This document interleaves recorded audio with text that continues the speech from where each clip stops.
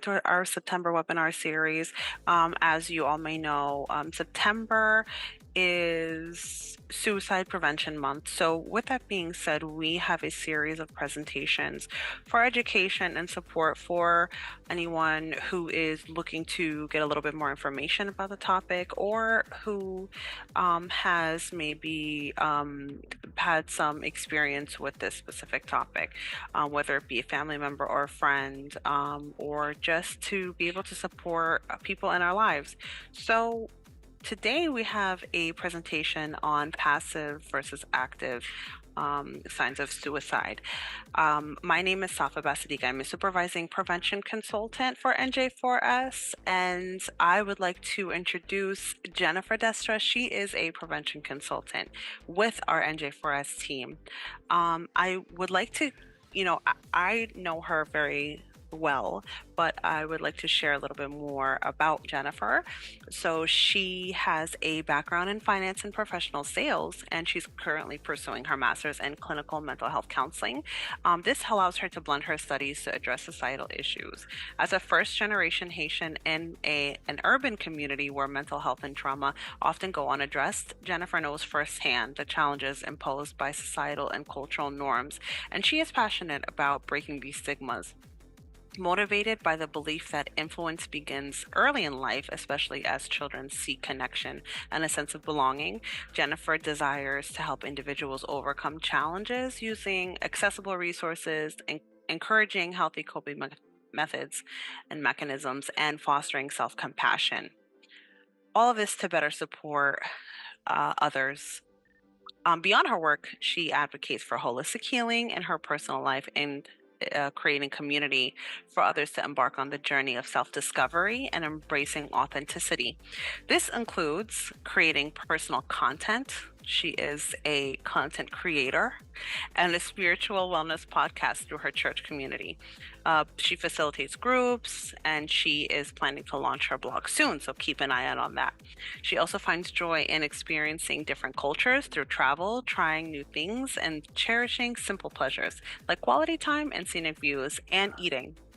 So, with all of that being said, I think you guys have a great picture of who Jennifer is. Without further ado, I will turn the mic over to Jen. Thanks, Safa. I think this is a very important topic to talk about because as we're in this month, I feel like seasonal depression is a thing, but also notice the signs within yourselves and how your body is changing, but also noticing people around you. So let's get started. I just want to give you guys a warning. This presentation contains topics and stories, real stories of suicide and self-harm. So if you are sensitive to these topics, you're more than welcome to take a step back or, leave any time of this presentation. At the end of all of this, I just want you guys to know that you are loved and you are never alone. So a little bit about NJ4S. We're a initiative from the New Jersey Department of Children and Families, and we just provide intervention on educating youth and parents on mental health related topics. And so these are free across the state of New Jersey. So if you're definitely interested, stay in contact with us. Just going over some brief statistics. Hold on. So the statistics say 30% of high school girls and 45% of the LGBTQ plus youth has seriously considered suicide from 2011 to 2021. I definitely do believe that, after the pandemic, these probably have significantly increased, just because there's a lot of exposure in society that may contribute to these thoughts. It also says males are 2.9 times more likely to actually take their own life when compared to females. And I think this is a good statistic to point out because oftentimes we think that, males they're the strong guys. They don't go through anything. They just, they are able to control their emotions, but, there is no specific gender that goes through this. It's open to everybody. So really check on your male. I really liked when we were talking about men's mental health because it is a thing. This is just a graph of the suicide rate amongst US youth and young adults aged 10 to 24. So as you can see, as the years going, like suicide rates are increasing. And so this is something that, we think that, oh, it doesn't happen as often until it happens to someone around you. But yeah, it does happen. So in 2021, suicide was the second leading cause of death for youth. Yeah.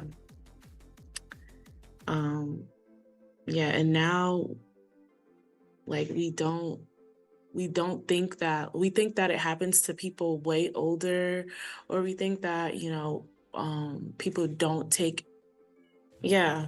So oftentimes we think that we can always identify someone who having suicidal thoughts, but there are many different signs to it, and sometimes it's not the depressed looking person. Sometimes it's not the person who's sad all the time. I know this quote that says, like, check on your happy friends, check on your friends that are always laughing, because they are going through things as well. And that could be a defense mechanism. So we're going to go into a little bit about the signs of suicide.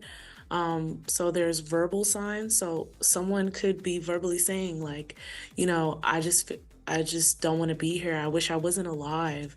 They could be saying things. But in that video, you saw like the guy wasn't saying anything. He was actually he was the one having a good time. He was the one showing up to these games. He was the one with the more cheerful spirit. You would have thought it was the guy on the left, but maybe he didn't say anything. There's also behaviors, and we're gonna get into a little bit about that. And then there's also mood. So what is the difference between suicide and self-harm? Okay, so self-harm is the act of deliberately hurting your body.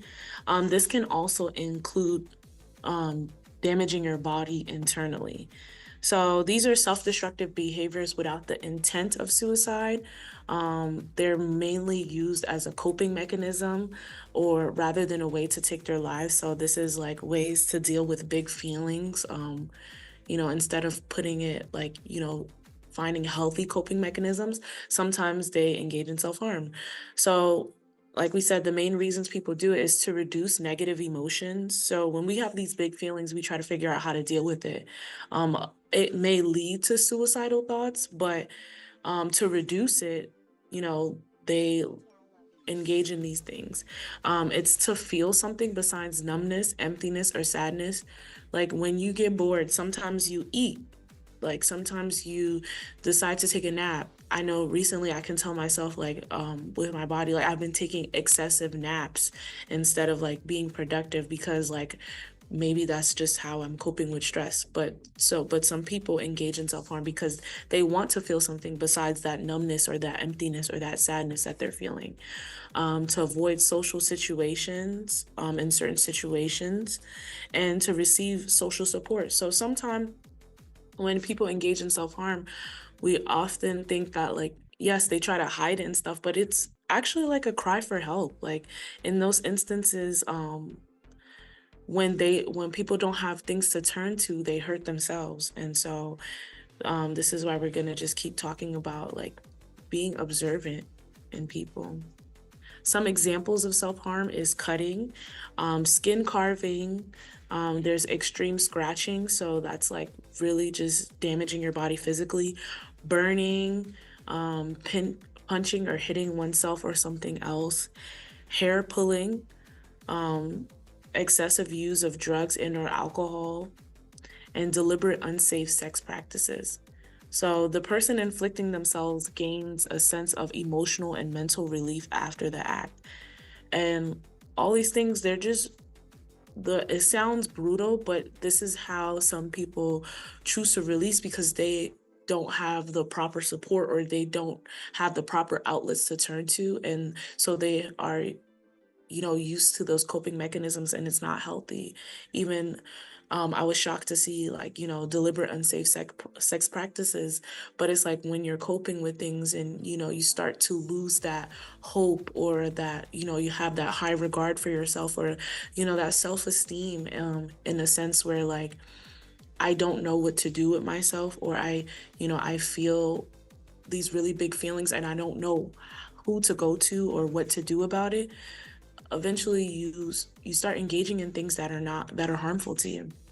And this could lead to shame and guilt, creating a cycle of negative actions and emotions. So, like when you start indulging in these things that, are negative coping mechanisms, it becomes habitual. As soon as you feel those big feelings, or as soon as you get in that headspace, you turn into those things rather than finding a healthy outlet. And because you feel guilty or you feel shameful, because these are not things that people feel proud of, or like people want others to know, it just creates this cycle.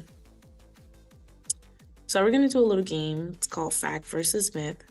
And I'm just going to read the statement. You're going to tell me what you think. So, asking someone if they are having suicidal thoughts may trigger the act. What do you guys think? Yes, it is a myth. So asking at-risk individuals if they are suicidal can help lower anxiety, open communication, and lower risk of impulsive action. Yes, it is a myth, because oftentimes when we see somebody going through something, sometimes we want to dance around, or just like, we don't want to intrude on people. But when people are sad, like, even when they say they don't want someone to check in on them, like, imagine if it was you. Like, if you were going through something, maybe you don't want somebody to directly ask you, or you don't want people in your business, but like, it actually does help creating an open conversation about it, because it is putting the elephant in the room out there. It's having conversations that, okay, what are we going to do about this? And so, yeah. And that shows that they have support as well, too. All right, the next one. Drug and alcohol use increase a person's risk for suicide. Fact or myth? Drugs and alcohol decrease inhibitions and increases impulsivity, which can increase risk of suicide, especially those with other risk factors. So yeah, like, I know when they say like liquid courage and stuff, and when it comes to drinking and drugs, and it's just like, sometimes it, like, if you're thinking about a lot or whatever and you're under the influence, it impairs your decision making, whether you admit it or not. Some people think that, like, oh, when they are drunk or when they're high, like, they can control themselves more. But no, it actually makes you more impulsive. It makes you like have that liquid courage, or have that mindset, like things that you wouldn't normally act on, you would do. Depression and self-destructive behaviors are common in young people. Fact or myth? Okay. So we all pretty much on the same page.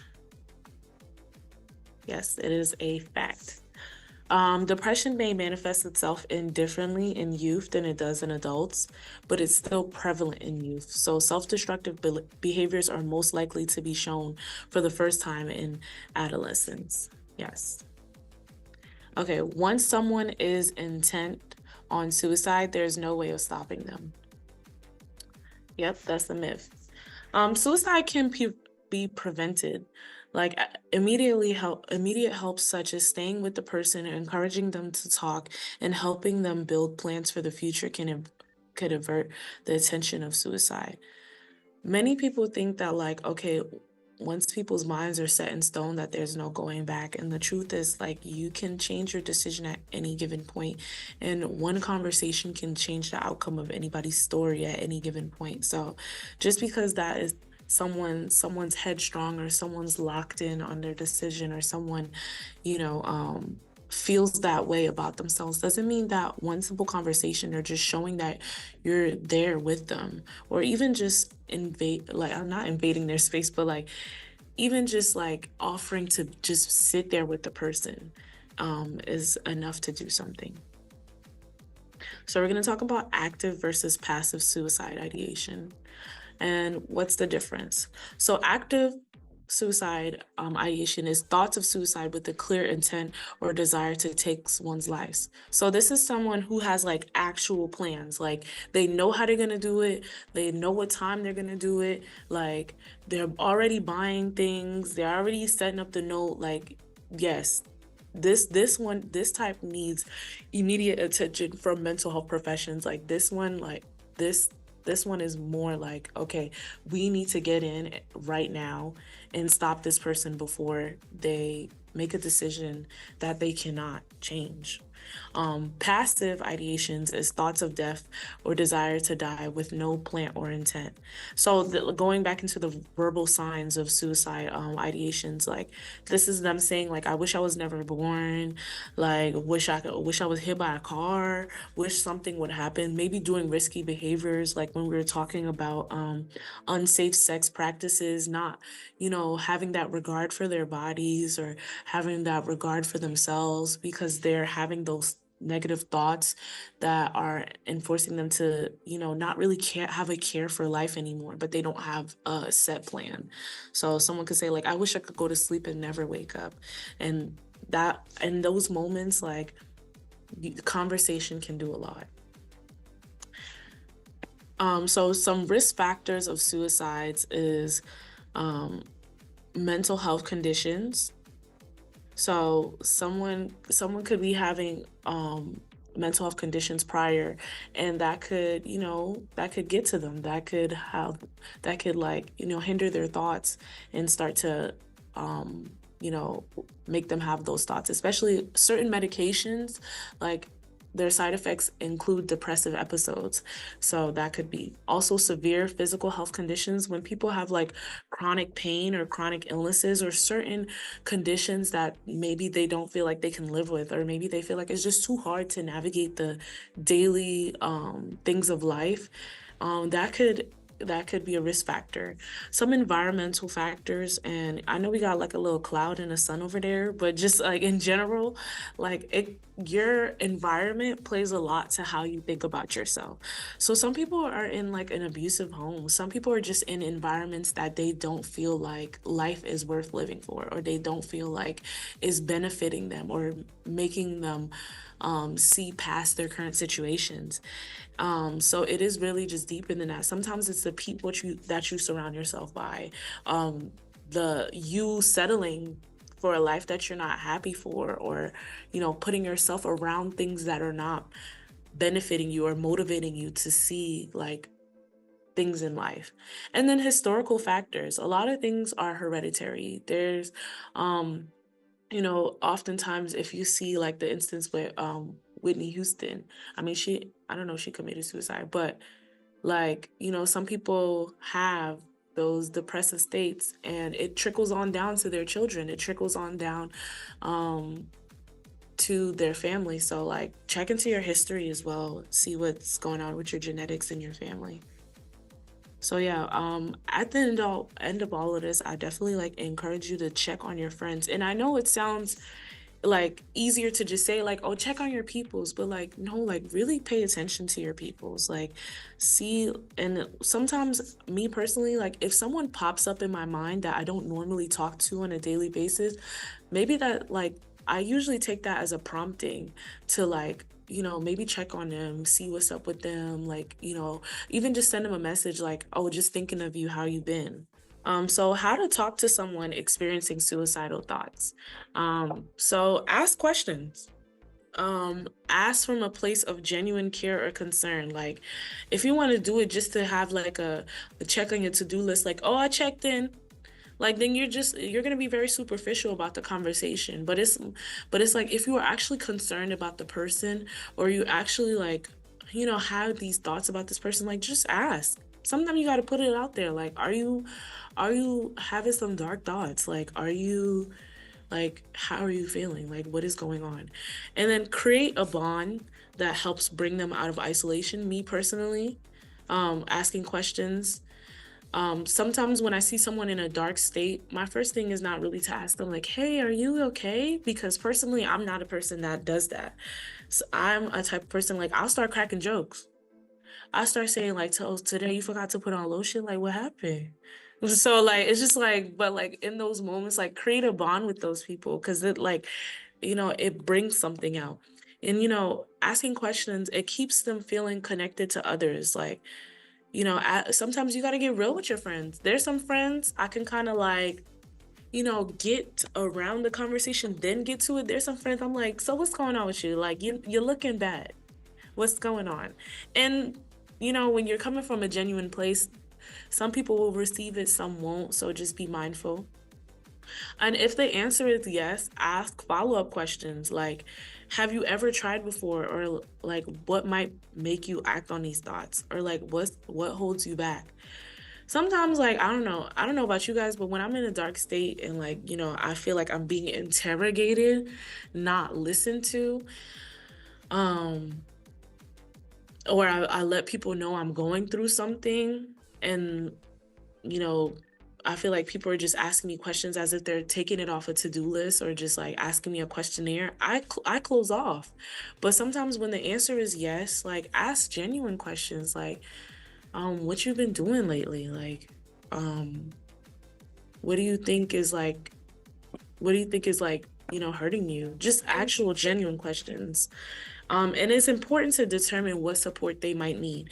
Everybody's not the same. Some people do not want to be bombarded with questions. Some people need you in their face. So I always say, like, learn people's love language as well, too. Because if I'm a person, like, I don't like being spoken to as much, too, sometimes I just need you to sit with me. Sometimes I just need you to bring me some food. Sometimes I need you to just give me my space and then check on me. Like, so really just, be mindful, be very demure of the people that you're talking to. And it's a dark topic, yes, but like at the end of the day, we live this life off connections. And when people don't feel connected, they don't feel like um this life is worth living. And so bring people back with, having genuine connections. So how to talk to someone experiencing suicidal thoughts. Ask about sources of support. Ensure they can find help if they do not feel supported. And offer to work with them to find help. Sometimes, like, and I'm gonna be very honest. Sometimes nobody wants to go to the depressed friend, or sometimes people like feel like it's a burden to bring someone out of a dark hole. However, like you're not the only resource. You identifying it, and there's resources out there to help you as well too if you identify that with people. So like you can offer them, like recommend them to the things that are making you feel happy. Recently I went to the pool. I've been learning how to swim, and I have a friend, she's like not really in the best space right now, like, and I don't like, to be honest, like I wasn't really in a capacity to like sit and talk, but like I was just like, yeah, girl, let's go to the pool. And in the pool, we were having conversations, just telling me how she feels. I've told her like how I'm looking for a therapist, and like I could, I'm sending her the number so that she can look for a therapist. And maybe she don't want to call the number, so this week, like if she doesn't call them, I'll help her call them, because maybe they just need the additional support. And then let them know that their long-term health and safety is the top priority. So yeah, ask them if they, and if it gets that bad, ask them if they'd be willing to go to the hospital. Maybe it's like we said, those historical factors or the physical health conditions that they need to evaluate more. Show that you care through active listening. So being non-judgmental. mm, that one, like, yeah, like sometimes you see someone going through a dark space and you're like, or you're seeing someone who's not acting like themselves. And as they're communicating to you, don't cut them off. Like, actively listen. And don't be judgmental. Don't be like, oh, yeah, everything's gonna be fine. Me personally, don't do that to me. Cause like, or just tell me like, oh, why are you so depressed? Like, you have all this going for yourself. Like, no, to be honest, that doesn't work. Actually hear people out. Like have an accepting attitude, show that you're paying attention, and clarify through restating and summarizing. And then watch for nonverbal cues. I'm an active believer in actions speak louder than words. And so sometimes I'm talking to people and they saying a whole lot of nothing. But you got to also pay attention to what people do. Some people they may not know how to actively communicate, but you see it in their face, you see it in their eyes, you see it in their hand gestures. So don't come into a conversation with a reactive response, like you sitting there just ready to jump out and say something. Like sometimes it just takes you sitting back and listening to what they're actually saying so that you can be empathetic and receive their point of view and then offer your opinion or then help them sort their thoughts. So yeah. And then sometimes it's just telling people that you love them and care about them. I didn't grow up like saying I love you all the time, but now as I get older, like no, I do tell my friends I love them and I tell people I care about them. I tell my coworkers all the time I appreciate them. I'm happy that I have my team. And like those things make a difference. Like I mean, not my job, but what you call it? I've had previous jobs where like I didn't want to be there, but my coworkers and my community made me want to stay there. And that's just the reality of things because people hold you together. And so no, some people just don't know that they're loved, or some people just feel like they're just a burden in people's lives. So telling people the impact that they've made on your life as well too, even even from the smallest degree. Yeah, girl, thank you for buying me that bag of Cheetos that day. Like, you don't know how hungry I was that day. It's small, but it's something. And just like avoid debating the value of life. Life is a grand concept and it's particular to everybody. So I don't try to project your point of views on people unless they're receptive. Like especially when they're in a position where they're not as receptive because they're already dealing with so many things, like don't do that. um oh, thank you, Saf. Making me blush in the training room. But and don't minimize people's problems. Like don't make anybody's problems feel too small, minuscule. Like you gotta like no problem. Like even when the little kids come up to me and they try to tell me like what's going on with them, like don't laugh at them because they're actually opening up to you. And avoid giving advice. I know we love to do it, but sometimes it's not about giving advice. Sometimes it's just being there for people and learning to discern the two. So if you suspect someone is in the act of suicide, call 911. Like there is the suicide hotline. To be honest, I think the number is 988. We're gonna see that, but call 911 because in that moment, like you need medical help. You need the EMT, all the people, because it's like that is actively happening, and you don't know the hesitation and all of that. That's just wasting time. Like call 911 if you see that happening or you suspect, even if you suspect, because you could save a life that way. And although it sounds like in those moments when people have their plan set in stone and you know you save their life, they may be angry at you, but like I said, it can happen to anyone and it impacts everyone in their life. And so though they may hate you for it in that moment, though they may resent you in that moment, you don't know if it may bring their zest for life back. So it can happen to anyone. It impacts everyone in their lives. Sometimes people who are having suicidal thoughts, they're really holding on because of other people. They're like, maybe I don't have the hope for life, but I just know how much it'll affect other people. And that makes it harder because it's not caring about the individual in itself.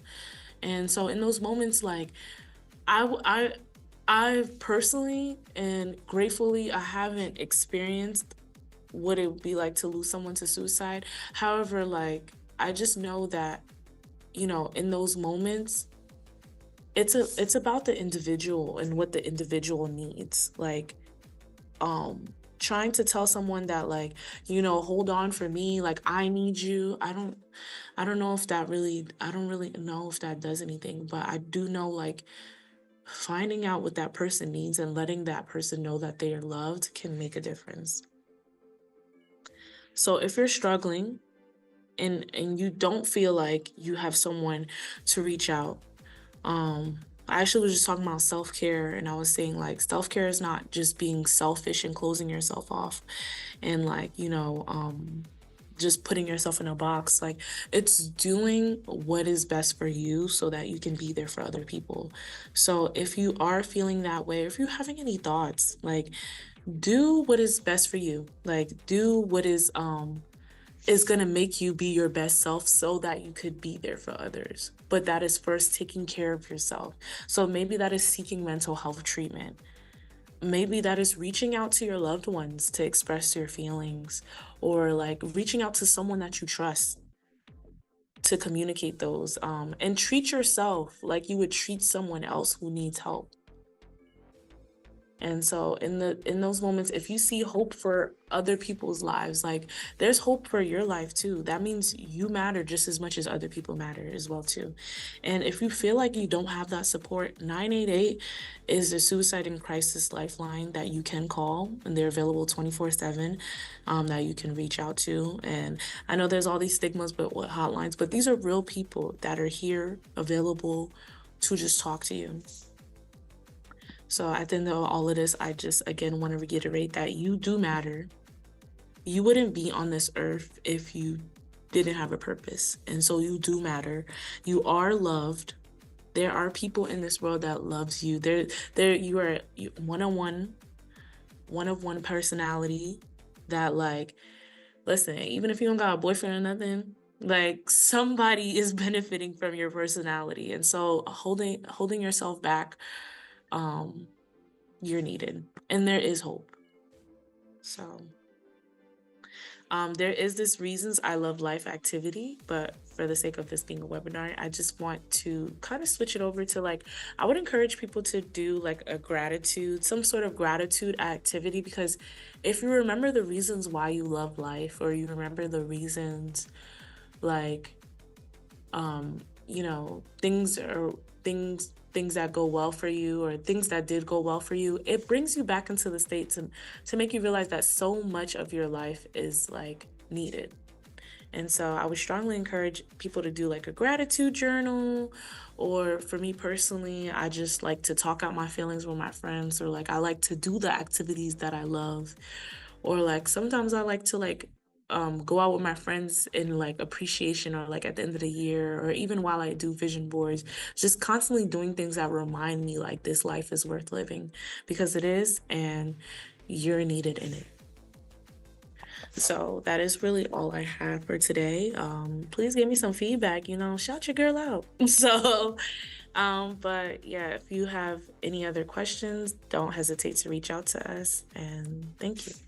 Jennifer, thank you so much for the presentation. It was beyond informative and supportive, and I hope that I speak for the majority. I think that walking away from this presentation, it does give us a sense of hope, as well as, the resources required for not only ourselves, but our loved ones.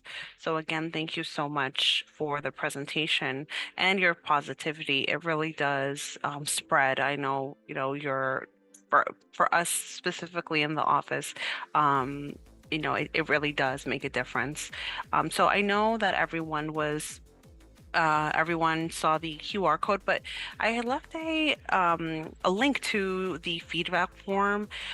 If you would like to give Jennifer feedback on the presentation, please do not hesitate to do so through the link provided in the chat. It helps us to get a better idea of what, people are looking to see, and just to help us continue delivering presentations such as this one. Again, I really appreciate everyone's participation in this specific presentation. And if you would like to keep up with what NJ4S Union has going on in the community, please follow us on our social media. We are NJ4S Union Hub on Instagram. And if you'd like to just send us an email and give us either feedback or some ideas of what you would like to see, please feel free to send us an email at nj4sunion@preventionlinks.org.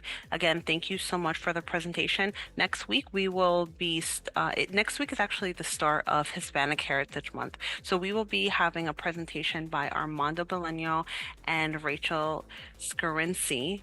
I always struggle with her name, but they will be presenting on a topic regarding the Hispanic community. So please tune in to our September webinar series next week, and I look forward to seeing everyone soon. I hope everyone has a wonderful day and take